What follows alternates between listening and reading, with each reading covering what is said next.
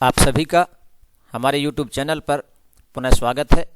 मैं डॉक्टर देवी प्रसाद, सहआचार्य हिंदी, सेठ नंद किशोर पटवारी राजकीय महाविद्यालय निमका थाना, कबीर के पदों पर चर्चा करने के लिए उपस्थित हूँ।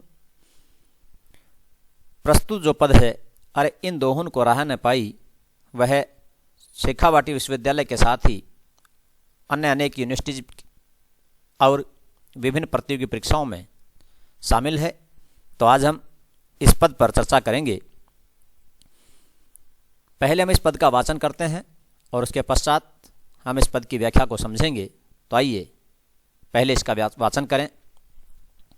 अरे इन दोहन को राह न पाई, अरे इन दोहन को राह न पाई, हिंदू अपने करें बड़ाई, गागर छोन न देई, वैश्या के पायन तरसों में, यह देखो हिंदू आई, मुसलमान के पीर ओलिया मुर्गा मुर्गी खाई, खाला केरी बेटी घर ही करें सगाई, बेटी ब्याहें घर ही करें सगाई, बाहर से एक मुर्दा लाए धोए धाए चढ़वाई, सब सखियाँ मिली जीवन बैठी, घर भर करें बड़ाई, हिंदवन की हिंदू आई देखी, तुर्कन की तुर्काई, कहे कबीर सुनो भाई साधो, कौन राह हवे जाई, अरे इन दोहन को राह न पाई, अरे इन दोहन को राह न पाई।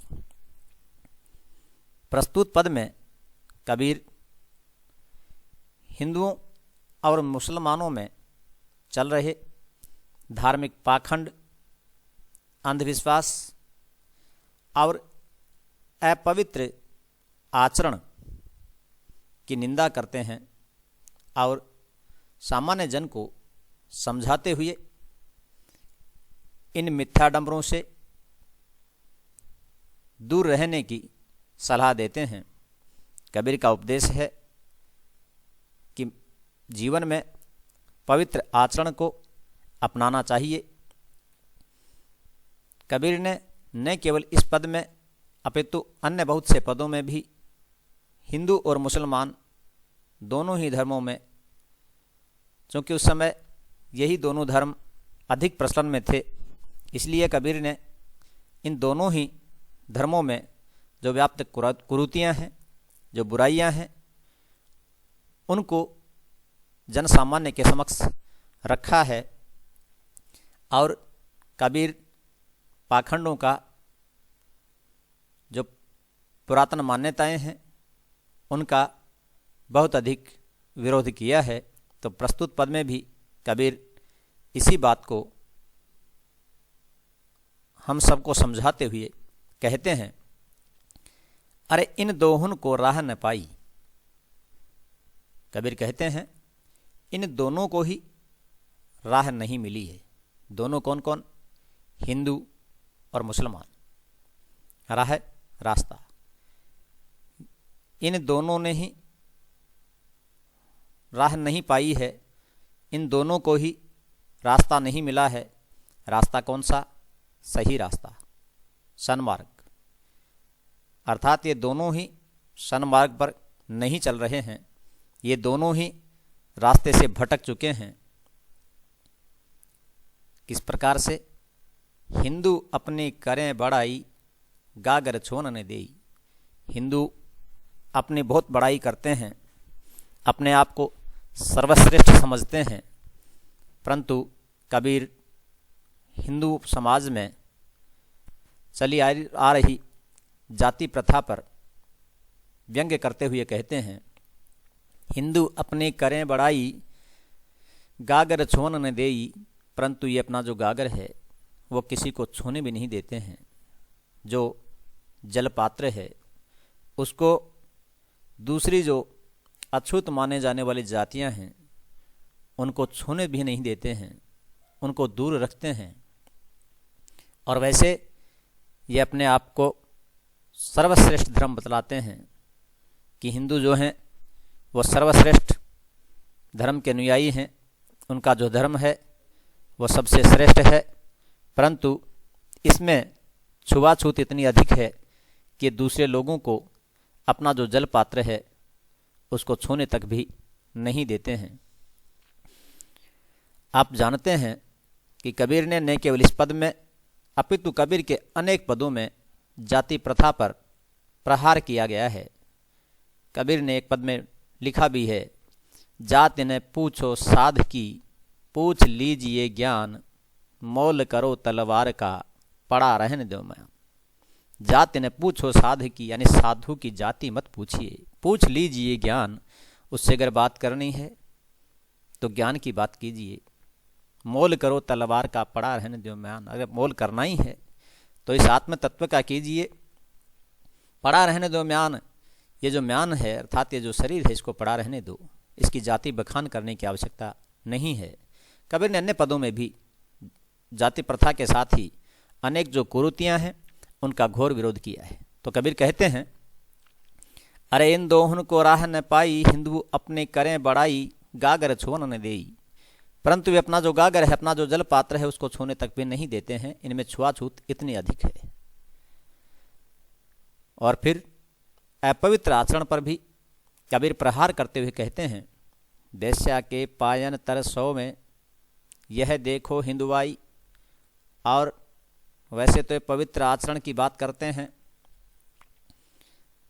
जितने भी उपदेश हैं उनमें पवित्र आचरण की बात की जाती है, परंतु वैश्या के पायन तर सोएं, परंतु ये वैश्यागमन करते हैं, उनके पैरों के नीचे सोते हैं।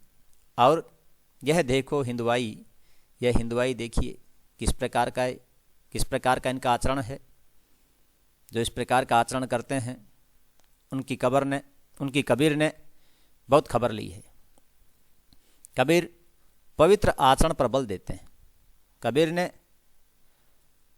उस आचरण को पवित्र माना है जो मानवोचित है, और कबीर का मानना है कि पवित्र आचरण और प्रेम के द्वारा ही हम उस परम पिता परमेश्वर को प्राप्त कर सकते हैं। तो कबीर कहते हैं, हिंदू अपनी करें बड़ाई, गागर छोन न देई, वेश्या के पायन तर सोवें, यह देखो हिंदवाई। और कबीर ने हिंदू और मुसलमान दोनों को समान रूप से देखा है। दोनों में जो कुरीतियाँ हैं, जो कमियां हैं, उन दोनों की कमियों को ही सबके समक्ष रखते हैं।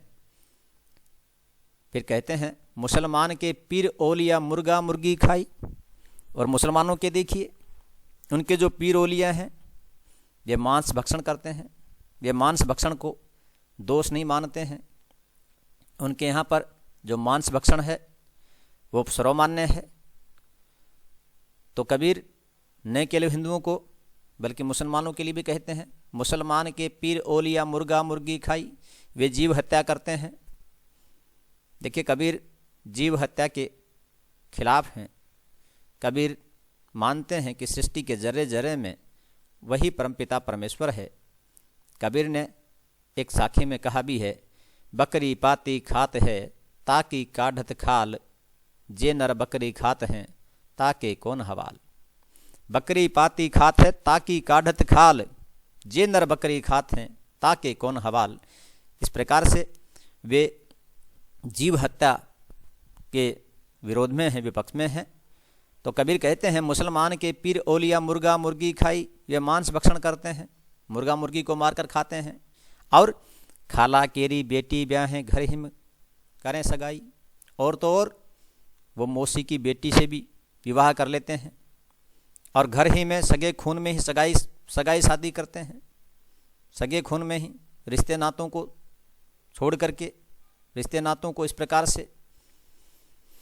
तो कबीर कहते हैं, खाला केरी बेटी ब्याहें घर ही में करें सगाई। ये उनका अपवित्र आचरण देखिए कि वे घर में ही सगाई कर लेते हैं, उसी से शादी कर लेते हैं। जो मौसी की बेटी है, जो बहन लगती है रिश्ते में, उसी से वो शादी कर लेते हैं। और फिर कहते हैं, बाहर से एक मुर्दा लाए, धोए धाए चढ़वाई। बाहर से एक मुर्दा लाते हैं, अर्थात मरे हुए व्यक्ति के शव को घर में लाकर उसे नहलाते धुलाते हैं, और उसके बाद में उसको नए कपड़े आदि पहनाते हैं। जिस प्रकार से उनकी परंपरा है, तो कबीर कहते हैं वे बाहर से मरे हुए किसी व्यक्ति को के शव को घर में लेकर आते हैं, उसे नहलाते धुलाते हैं, नए कपड़े आदि पहनाते हैं और उसके पश्चात सब सखियाँ मिली जीवन बैठी, घर भर करें बड़ाई, और फिर सभी मिलकर वहीं पर भोजन करने बैठते हैं, भोजन करते हैं वहीं पर। और उसके बाद में ये जो आचरण है उनका, इसकी वो बड़ाई भी करते हैं कि उनके यहाँ पर बहुत अच्छी रस्म है, बहुत अधिक अच्छी परंपरा है। इस बात की वे बड़ाई भी करते हैं, जो कि कबीर की दृष्टि में बहुत ही अपवित्र आचरण है। यानी खाला की बेटी को ब्याह लेना और मुर्गा मुर्गी खा लेना, जीव हत्या करना, मांस भक्षण करना, ये सब करते हैं। और उसके बावजूद वे सभी तरफ इसकी बड़ाई करते हैं। इनका जो आचरण है, ये जो अपवित्र आचरण है, ये जो ढोंगपूर्ण आचरण है, इस आचरण की वे बड़ाई करते हैं। तो कबीर कहते हैं, हिंदवन की हिंदवाई देखी, तुर्कन की तुर्काई। हिंदवन की हिंदुआई देखी, तुर्कन की तुर्काई। मैंने जो हिंदू हैं उनका जो हिंदूपना है, उनकी हिंदुआई है, वो भी देख ली है। और तुर्कों की जो तुर्काई है, अर्थात हिंदुओं के जो संस्कार हैं, जो वो भी मैंने देख लिए हैं। हिंदू धर्म में जो आचरण है, जो अपवित्र आचरण है, वो भी मैंने देख लिया है। कबीर यहाँ पर व्यंग्य करते हुए कहते हैं कि मैंने हिंदुओं का जो आचरण है, जो हिंदुआई है, वो भी देख लिया है। और तुर्कों की, मुसलमानों की जो तुर्काई है, वो भी मैंने देख ली है। इन दोनों को मैंने अच्छी तरह से देख लिया है, बहुत नज़दीक से मैंने इनको देखा है। और इनके द्वारा दिए जाने वाले जो तर्क हैं, उनको भी मैंने समझा है। इनके द्वारा किया जाने वाला जो आचरण है, उसको भी मैंने जाना है। इन दोनों ही धर्मों में चले आए हुए जो पाखंड हैं, उनको भी मैं देख रहा हूँ। और इन दोनों ही धर्मों में जो कुरीतियाँ हैं, उनको भी मैं स्पष्ट रूप से देख पा रहा हूँ। मैंने बहुत ही नज़दीक से इनको देखा है। देखिए, आप जानते भी हैं कि कबीर ने हिंदू और मुसलमान दोनों के ही संस्कारों को बहुत अच्छे से जाना उन्होंने। इसलिए ही तो कबीर ये बात कह पा रहे हैं, हिंदवन की हिंदवाई देखी, तुर्कन की तुर्काई। कहे कबीर सुनो भाई साधो, कौन रहा हवे जाई। कबीर कहते हैं, संतो सुनो कि आखिर किस रास्ते से चलना चाहिए, कौन राह हवे जाई, हम कौन से रास्ते से जाएं, क्योंकि ये सब मार्ग हैं। कबीर का मानना है कि जितने भी धर्म हैं, वे सब मार्ग हैं उस ईश्वर तक पहुंचने के। परंतु कबीर की नज़रों में ये दोनों ही मार्ग हैं, वे अपवित्र हो चुके हैं इनके आचरण के कारण से, इनमें घर कर गए पाखंडों के कारण से। तो कबीर कहना चाहते हैं, कबीर पूछते हैं कि ये साधो, हे संतो, आप ही बताओ, सुनिए, आप ही बताइए, आप ही कहिए, कौन राह हवे जाई, हमें किस रास्ते से होकर जाना चाहिए, किस मार्ग पर हमें चलना चाहिए, हम इन दोनों में से कौन से रास्ते का अनुसरण करें, क्योंकि ये दोनों जो मार्ग हैं, वे दोनों ही अपवित्र हैं। दोनों ही मार्ग हैं, वो इस प्रकार के मार्ग नहीं रह गए हैं कि वो परमपिता परमेश्वर तक हमें पहुंचा सकें। दोनों ही जो मार्ग हैं, वो इस प्रकार के हैं कि इन दोनों ही मार्गों में अनेक प्रकार के जो कांटे हैं, जो अनेक प्रकार के जो पाखंड हैं, जो आडंबर हैं, वो घर कर गए हैं।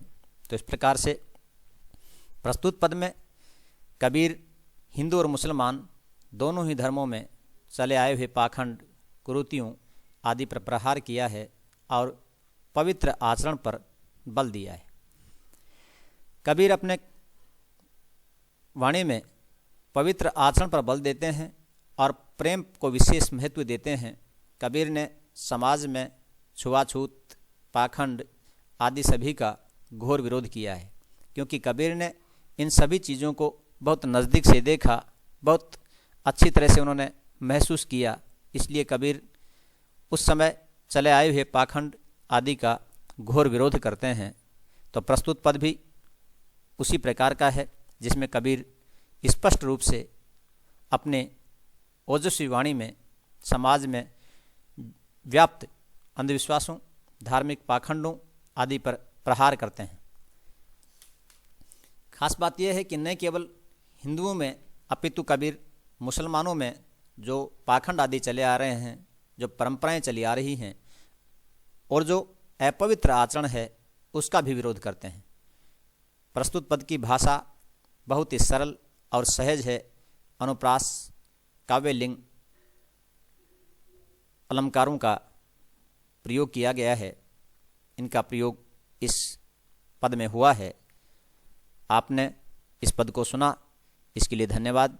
मिलते हैं पुनः एक नए पद के साथ में। Thank you.